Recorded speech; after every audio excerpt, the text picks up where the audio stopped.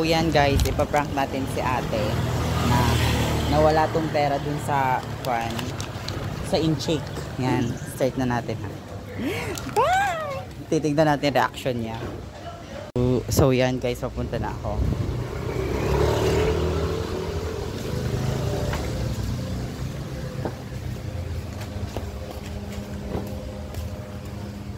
Ate, nawala yung pera.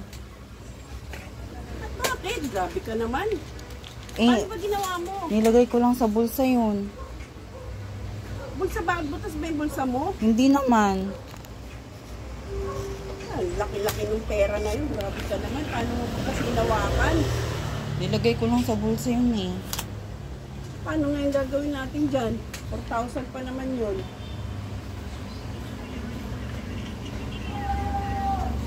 Grabe naman to. Pera yung nawak mo. Hindi basta mapit lang yun. Pera yun. Miningatan. Inilagay ko po sa bulsa yun. Tignan mo yung bulsa mo. Butas ba? Hindi naman po. May barya pa dito oh. Aga-aga.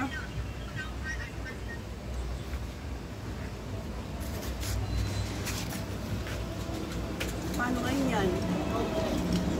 Ko alam. Kailangan pa naman yung mga ano na yan, ano na magpapaligid mo.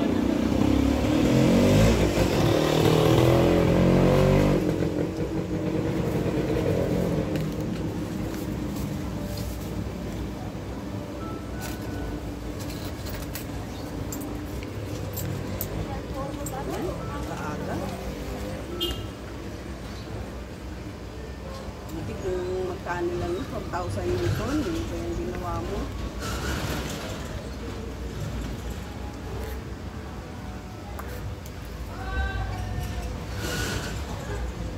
Wala na, sira na yung araw ko nito. Dito lang naman sana yun oh. Diyan, nakasabit dyan. Eh, malalaglag talaga dito. Ika talaga eh.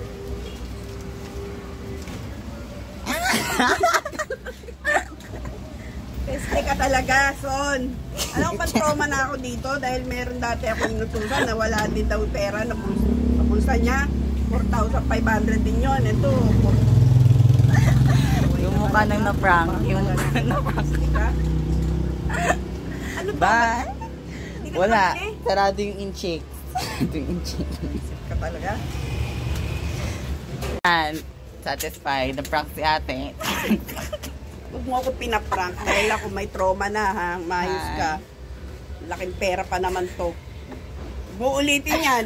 Pupukpukin na kita. At least na-prank, diba? Kasi talaga. Teka.